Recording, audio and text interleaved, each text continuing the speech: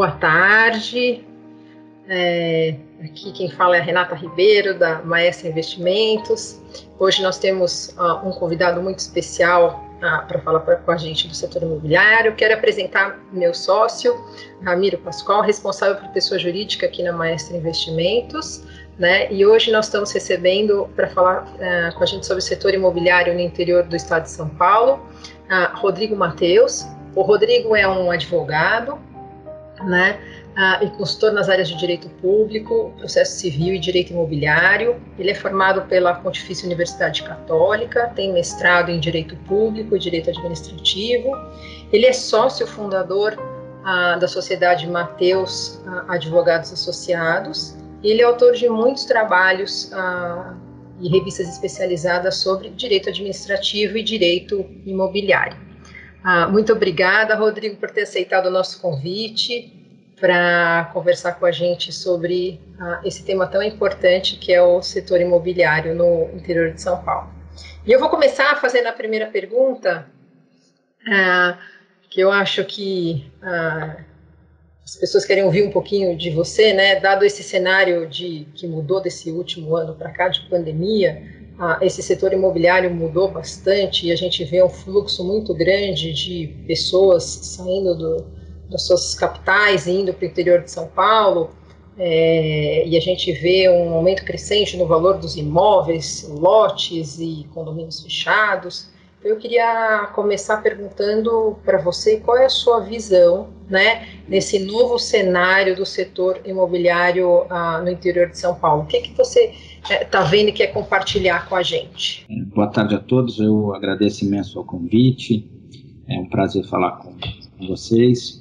É interessante analisar que a pandemia, ela foi, obviamente, para todos nós um choque inicial. Os efeitos são muito, muito tristes até hoje, algo que pensávamos que fosse durar muito menos e acaba se protraindo no tempo. Mas o fato é que alguns setores acabaram sendo, de alguma forma, beneficiados, surpreendidos pelos efeitos da pandemia. E um desses setores é o setor imobiliário, normalmente no interior do estado de São Paulo. Antes da pandemia, nós estávamos num período que eu diria de uma certa insegurança, havia um movimento de recuperação no setor imobiliário, mas ele, diria eu, que estava tímido.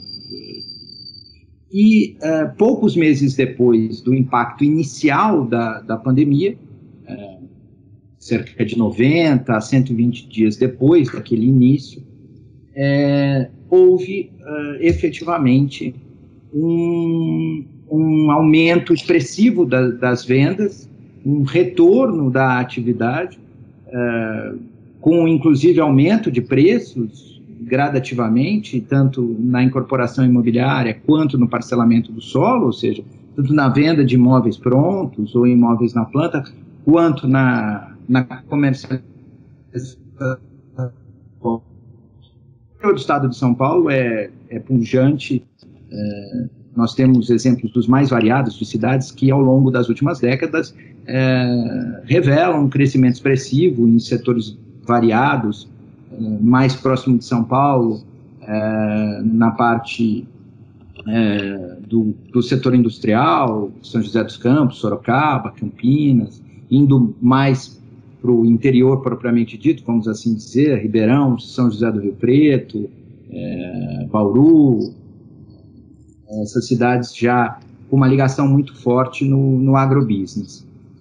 O fato é que nós tivemos, ao longo, então, desse último ano, vamos assim dizer, um aumento da procura por imóveis, pessoas talvez fugindo um pouco dos grandes centros, até buscando qualidade de vida, e mesmo aqueles que passaram a buscar investimento.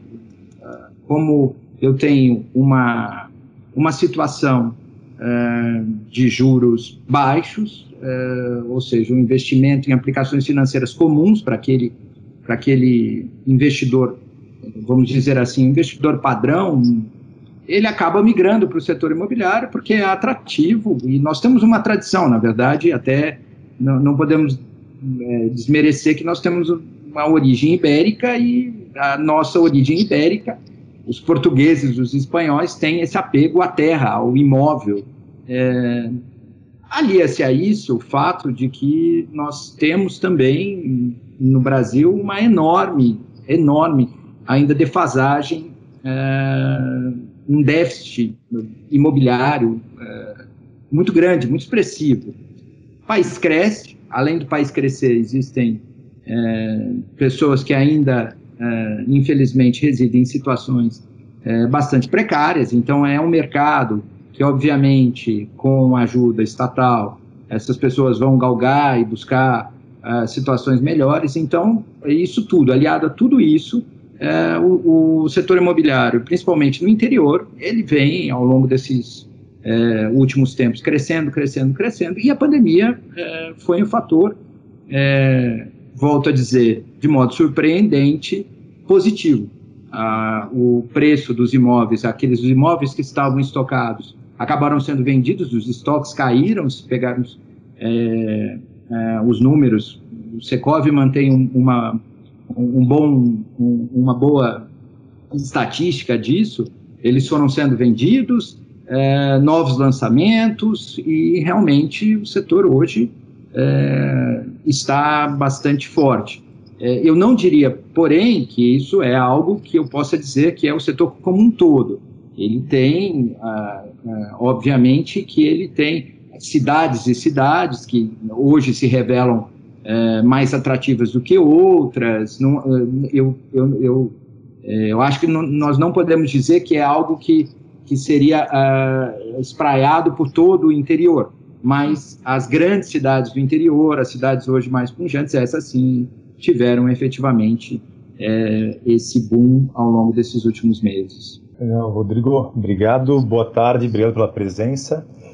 Gostaria de saber de você, assim, quando a gente olha o mercado do interior, né, e a gente fala de São Paulo, mas temos clientes no interior, pela parte da Maestro Capital, no lado corporativo, a gente tem soluções, a gente busca soluções para clientes de empreendimentos imobiliários, mas que estão muito ligados à verticalização, né, a prédios, né, residenciais, comerciais, e não a situações de loteamento, de parcelamento do solo. Qual que é a diferença principal em relação a fontes de financiamento? Como que esse empreendedor do lado de loteador, de loteamento, ele consegue se financiar, ele tem acesso a crédito bancário, ele precisa ter um investidor parceiro, o dono do terreno entra como parceiro num projeto? Qual que é a principal dimensão do mercado, ali, do pontapé inicial de um empreendimento de parcelamento do solo? Essa pergunta, Armin, é muito interessante, porque eu acho que hoje o maior desafio do parcelamento do solo está justamente nesse ponto que você disse. Porque a incorporação imobiliária, essa já tem uma tradição de financiamento das mais variadas formas, mas o parcelamento do solo não. O parcelamento do solo, normalmente, eu tinha o próprio loteador financiando a obra, às vezes sendo também o proprietário da área a ser loteada, às vezes fazendo o que era muito comum, e ainda o é, os contratos de parceria, onde alguém que é proprietário da área bruta, ele entra para o negócio com a sua área e ele vai receber ou uma participação no resultado daquele loteamento, forma-se então uma sociedade de propósito específico, a área é incorporada ao patrimônio dessa sociedade, implementa-se então o loteamento, e o terreneiro, como se usa denominar, o terreneiro vai receber uma participação, e ele não entra com nenhum outro capital, senão o próprio imóvel. Aí a loteadora é que vai cuidar, desde a aprovação até efetivamente todos os custos para a obra, a administração da venda depois, a administração da própria carteira imobiliária que vai se formar com a venda desses lotes. O fato é que, ao longo dos últimos anos, O que aconteceu é que os custos aumentaram expressivamente, o próprio valor do imóvel bruto aumentou expressivamente. Então, os imóveis no derredor das cidades, que tenham potencial efetivamente para serem loteados, o valor aumentou expressivamente. Antigamente se fazia os negócios com base no valor do alqueire, hoje não. Hoje aquele que tem uma área bruta está colocando o valor do metro quadrado. Eu tenho hoje uma legislação em alguns aspectos mais restritiva, principalmente com as áreas verdes. Então, o potencial de utilização da área também diminuiu. Quando se pensa no passado, eu pegava uma área bruta que dava um aproveitamento de 55%, líquido. Hoje é muitíssimo difícil você conseguir isso, porque como eu tenho depois a pavimentação, arruamento, as áreas de lazer, as áreas verdes, a área líquida, que é a área que efetivamente será transformada em lote e vendida, diminuiu 45%, 40%. Tudo isso faz com que eu tenha um custo maior para esse empreendimento em si. E mais um fator, a velocidade de venda ao longo dos últimos anos, isso não é tão distante. Eu diria que de 5, 6 anos para cá, a velocidade de venda inicial, como regra, obviamente, e toda regra tem suas exceções, mas antes eu diria que, antes desse período, a velocidade de vendas era maior. Portanto, o payback também era mais rápido e, obviamente, eu tinha um capital para investir muito mais rápido ali e conseguia, no mais das vezes, o loteador conseguia, então, se autofinanciar. Lançava, depois da aprovação, já lançava o lote, já vendia e se autofinanciava. Isso está muito mais difícil, Rami, muito mais difícil. Isso foi uma mudança. As crises que nós passamos, as pessoas hoje pensam muito mais, o movimento, essa venda, vamos dizer assim, essa explosão de venda, lança-se um determinado loteamento e ele vende imediatamente. Não, ele vende, claro, vai vender totalmente, mas o prazo é um pouco maior do que era no passado. E isso, principalmente para o pequeno loteador, para o médio loteador, faz com que ele tenha que buscar capital, ele tenha que buscar parceria. Então, hoje, me parece que é extremamente... eu acho que nós temos um mercado potencial de investimento para o próprio loteador, que precisa desse capital para efetivamente implantar o loteamento. Eu sinto um movimento muito grande de fundos imobiliários, que depois tem o óbvio interesse em administrar essa carteira na própria securitização da carteira imobiliária. Então, eu sinto um movimento hoje bastante expressivo de setores privados já fazendo investimento, pensando no negócio de um modo mais amplo. Eu já entro no negócio inicialmente, já sou aqui um investidor desde o início, o fundo imobiliário entra desde o início, para depois do loteamento pronto, implementado, vendido com a carteira formada, ele ser o agente que vai fazer a própria securitização. Então, eu vejo com muito bons olhos, até porque, volto a dizer, um mercado, o mercado imobiliário, o mercado de lotes, dos mais variados, porque nós temos mercado imobiliário hoje para lotes, eu tenho tanto para a classe alta, que está migrando e está buscando o interior para os loteamentos de alto padrão, como eu tenho a classe média, que naturalmente as famílias crescem, os filhos saem de casa e ele vai querer a sua casa própria, como o mercado da classe mais baixa, que hoje tem efetivamente condições de adquirir esses imóveis com juros baixos subsidiados pelos bancos estatais. O fato é esse. Então, o mercado é muito amplo, ele é muito aberto, ele tem uma gama muito grande de produtos, portanto, me parece que existe uma enorme oportunidade de que os investidores possam entrar nesse negócio desde o início. Porque os financiamentos, por exemplo, dos mesmos moldes que nós encontramos para a incorporação imobiliária, para o parcelamento do solo, não são comuns, não existem. Posso dizer até que não existem. Então, eu acho que essa é uma grande oportunidade também. Por isso que eu digo, o setor imobiliário, ele tem a grande vantagem de você ter um leque muito grande de oportunidades de investimento com valores mais baixos, maiores, e isso que eu acho que é extremamente interessante, né? E com isso a robustez de capital no início do projeto, então, ela ganhou importância, né, de ter... E efetivamente sim, houve uma mudança que eu notei, acompanhei, participei de alguns processos e sinto hoje que é significativa. É significativa realmente por conta da maneira como o mercado se portou. E aí não há como. As pessoas têm que... Os empreendedores, os loteadores, têm que se adaptar a essa realidade.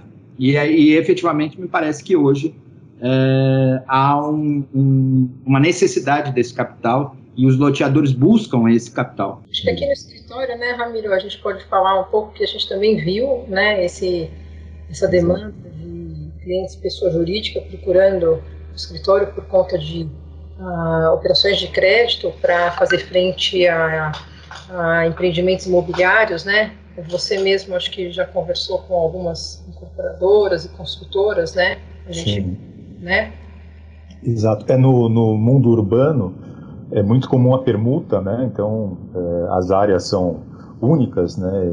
E o empreendedor quer erguer um edifício naquele bairro, naquela região, tem o dono do terreno. É muito comum essa prática porque o preço final do imóvel é em X reais por metro quadrado, com pouca chance de flutuação, pouca chance de erro, né?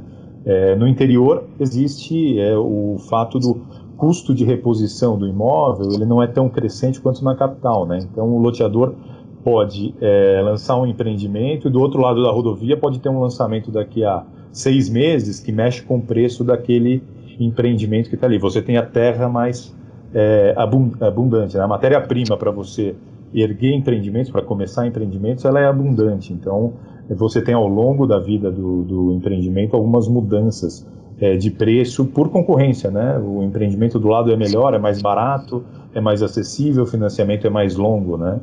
Então, acho que isso muda bastante essa dinâmica. Sim, de fato. Esse fator que você citou é fato. Quando eu pego, principalmente na incorporação imobiliária, vou comparar a capital com as particularidades de determinados bairros, onde tem cada vez mais escassez de imóveis que são passíveis de você transformar ali num prédio. Realmente a dinâmica no interior acaba sendo diferente. Você tem o que você mesmo disse, uma oferta maior aí de áreas passíveis ou de serem loteadas ou de serem incorporadas. E realmente existe, então, esse fator, em que pese me pareça que existe hoje uma certa estabilidade nesses preços, um crescimento mais estável em relação a esses preços. É um investimento seguro para aquele que adquire, digo isso no interior mais especificamente. É um investimento seguro, em que pese ele não seja, como já foi no passado, um investimento que dê uma altíssima rentabilidade, como era no passado, alguém que comprava um terreno logo que lançado, ou um apartamento e tinha uma margem de ganho enorme, e isso se experimentou também na capital, se nós analisarmos. Não existe mais essa margem tão expressiva, mas ele acaba tendo efetivamente um ganho acima da inflação, que faz com que seja um setor atrativo para investimento. Rodrigo, a gente tem visto muitos clientes aqui no escritório conversarem com a gente sobre investir em imóveis, né? Então, o imóvel próprio, o segundo imóvel, o terceiro imóvel. Então, essa conversa é muito crescente aqui no escritório por conta dos clientes, e alguns deles questionam a gente se vale a pena pagar à vista ou, na verdade, fazer o financiamento, e a gente faz esse estudo aqui no escritório, né, vendo a viabilidade financeira mais adequada conforme o perfil de cada cliente. Aí a minha pergunta para você é, nessa ponta, na outra ponta, você que está ligado a negócio direto com o cliente, né, como que você tem visto a forma de pagamento dos clientes na compra de lotes, terrenos, residências? Como é que você tem visto isso aí no mercado do interior de São Paulo? Qual é a principal fonte de financiamento dos clientes? É os recursos próprios? Ou, de fato, é financiamento? Eu acho que nós vamos fazer uma divisão para podermos fazer uma análise mais fiel ao mercado. É absolutamente comum no setor de parcelamento do solo, na aquisição de lote, as próprias loteadoras financiarem o lote para o interessado. Como é feito isso? Basicamente, usando-se um instrumento jurídico muito comum hoje, que é a alienação fiduciária em garantia. A alienação fiduciária tornou-se mais e mais comum, um contrato relativamente simples, atendido a alguns requisitos legais necessários, um padrão, e depois registrado no cartório de registro de imóveis competente do imóvel, no caso, do lote. Isso dá a garantia ao loteador, que na eventualidade da ausência de pagamento, ele vai reaver o imóvel com uma burocracia menor do que se ele tivesse se socorrer do judiciário, porque ele faz isso fora do judiciário, ele faz isso mediante um procedimento administrativo que pode levar a um leilão, mas esse leilão é extrajudicial, ele se dá no próprio cartório de registro de imóveis. Isso fez com que, ao longo dos últimos tempos, o próprio loteador passasse a fazer esse financiamento.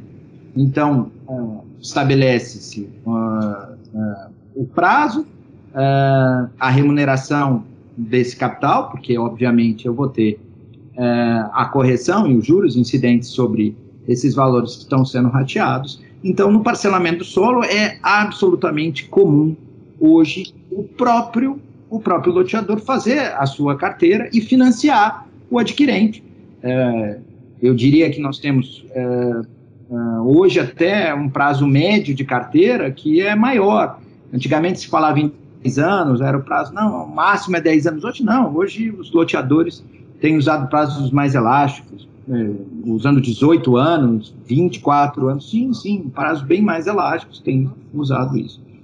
Formada a carteira, por quê? Porque o próprio loteador também sempre vai ter a faculdade, se formou uma carteira, a carteira é saudável, bem administrada, foi montada de modo cuidadoso, criterioso, ou seja, analisando os adquirentes, a capacidade econômica desses adquirentes, formando uma carteira saudável, que ela tenha uma inadimplência que seja inadimplência aceita pelo mercado, ele também vai poder futuramente securitizar e aí movimentar também com essa faceta.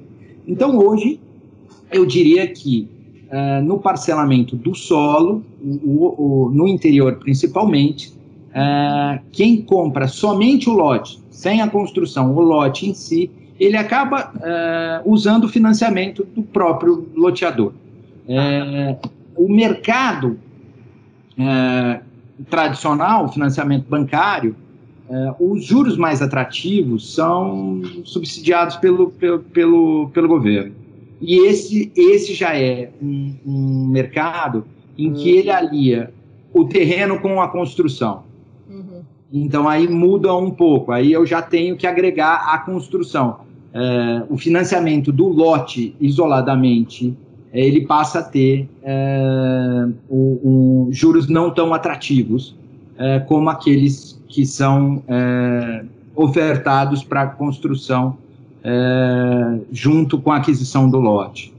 Na incorporação imobiliária, aí já é mais do que comum o financiamento bancário. Então, hoje, e algo que me parece extremamente relevante é notar que o setor imobiliário ele tem crescido exponencialmente diante também da oferta maior de crédito. Por uma questão histórica, uma série de fatores, os brasileiros, em regra, não poupam. O brasileiro não tem uma tradição como outros tantos países, outros tantos povos, que são mais poupadores e, portanto, guardam ali uma fatia do que ganham para depois fazer os seus investimentos. O brasileiro não. Ele faz o investimento e depois vai trabalhando para liquidar lá seus investimentos. Então, é comum, não é nada de mal nisso. A maneira como cada um faz, como o mercado imobiliário americano, também de uma maneira se porta como nós, faz a mesmíssima coisa. Então, o que faz com que o setor imobiliário efetivamente cresça é a oferta de crédito para aquele que quer adquirir o imóvel, seja ele o imóvel pronto, seja ele o imóvel na planta, seja ele o lote para depois ele construir.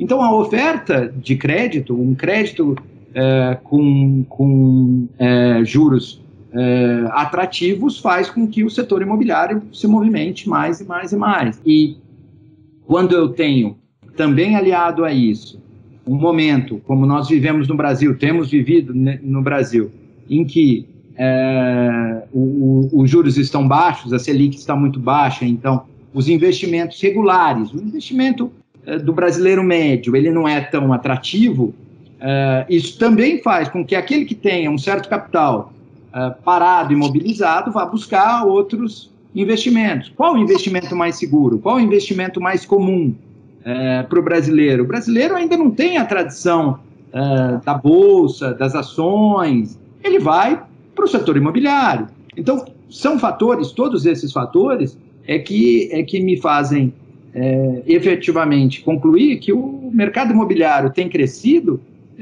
por conta dessa melhor oferta de crédito, um crédito que seja, que hoje efetivamente, um crédito mais barato, em contrapartida, aquele que quer investir no setor imobiliário e tem um certo capital, ele não encontra bons resultados com esse dinheiro em outras aplicações, e se ele quer uma aplicação segura, alguém que é mais conservador, acaba indo para o setor imobiliário também. Isso eu acho que também explica esse crescimento que nós experimentamos ao longo dos últimos tempos. Me diga uma coisa, no interior de São Paulo você vê uma maior venda de imóveis prontos ou de terrenos? De uma maneira geral, é difícil dizer que existe uma predominância muito, muito maior de um ou de outro.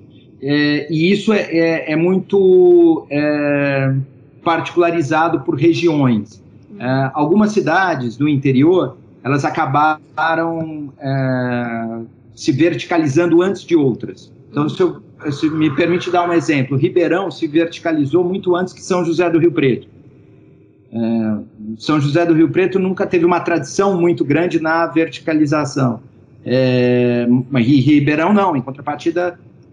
E aí, quando eu falo da verticalização, é o imóvel pronto, é o imóvel na planta, é a incorporação. Enquanto que São José do Rio Preto, por exemplo, os loteamentos são muito mais comuns, tem um número muito grande de loteamentos fechados, por exemplo.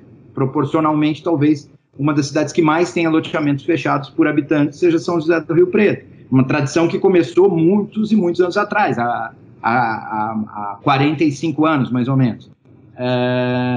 Hoje, o que eu sinto é que, na incorporação imobiliária, o crescimento mais exponencial são dos imóveis menores, imóveis de 45 a 70 metros quadrados.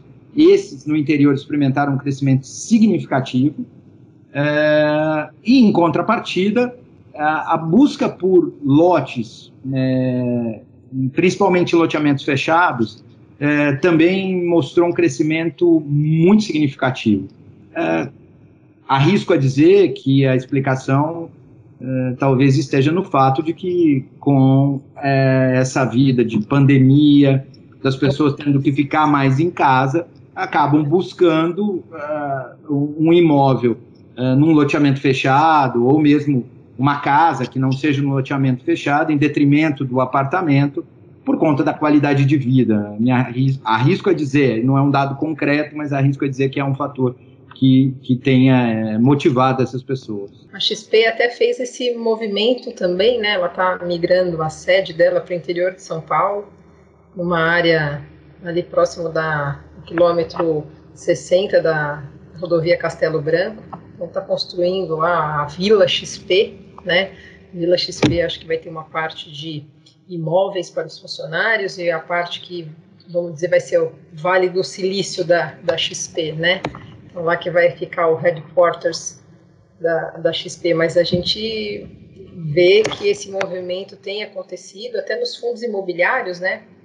Os fundos imobiliários que eram aqueles principais, os fundos AAA, que a gente dizia assim, que era aquele composto por imóveis na Faria Lima, ali na Vila Olímpia, naquela região mais nobre de São Paulo, né? Eles têm muitos fundos que se depararam com imóveis sendo devolvidos, né? E empresas grandes que tinham vários andares, tinham várias lajes. Então, a gente vê que tem muito forte esse movimento, né? XP é um dos nomes, né, que saiu da capital, está fazendo a sua sede aí no interior. Mirão, tem mais algum? Muito válido, e eu acho que, claro que cada um tem a sua personalidade, por mais que nós estejamos passando uma crise sem precedentes, eu acho que a nossa geração, e talvez nem a dos nossos pais, tenha passado uma crise tão forte, não sei, aqueles que viveram a última Grande Guerra, afora a última Grande Guerra, eu acho que historicamente... Né? Os nossos avós. Nossos avós, mas nossos pais não passaram. Mas, em contrapartida, eu não consigo olhar a vida senão com um olhar de desafio e de esperança. Eu efetivamente acho que esse momento é um momento muito difícil, mas é um momento que exige engenho, que exige arte e que, mais do que tudo, exige mulheres e homens dispostos a enfrentar, a ter ideias, a buscar inovações, e o exemplo da XP calha muito nisso, uma grande empresa que está inovando, indo para o interior, criando a vila e melhorando a qualidade de vida e se adaptando, e todos nós temos que contribuir. Então, em que pese tudo que temos passado, eu ainda consigo olhar com uma ponta de esperança e satisfação pelo desafio. Apesar de toda a crise, de tudo que nós temos que ter consciência do momento tão triste, tão passamos, mas ao mesmo tempo eu sinto que é um momento que grandes mulheres e grandes homens vão poder mostrar toda a sua força para superar todos esses grandes desafios e problemas que temos pela frente. Coragem, né? A palavra é coragem, né? Sem dúvida. Esperança, né? Exato. Então, Rodrigo, eu agradeço, Rodrigo Mateus, ter dedicado essa hora para conversar com a gente aqui no nosso canal. Desejo sucesso. Isso que você falou é muito inspirador, né, para nós que, de fato, temos que acreditar, é um momento de desafio, temos que nos reinventar. Eu acho que é essa linha mesmo, coragem e esperança. Então, agradeço muito você ter participado aqui com a gente, e quem quiser acompanhar o nosso canal, né, nós estamos no YouTube, né, Maestro Investimentos, a gente também está no Instagram, né, com Maestro Investimentos, ou quiser conhecer um pouco mais do escritório, é só acessar na internet maestroinvestimentos.com.br. Agradeço ao Ramiro que participou. Obrigado. Obrigado, né? Rodrigo. Eu que agradeço, foi um privilégio, foi um prazer. Sucesso para vocês. Muito obrigado. Tchau, tchau.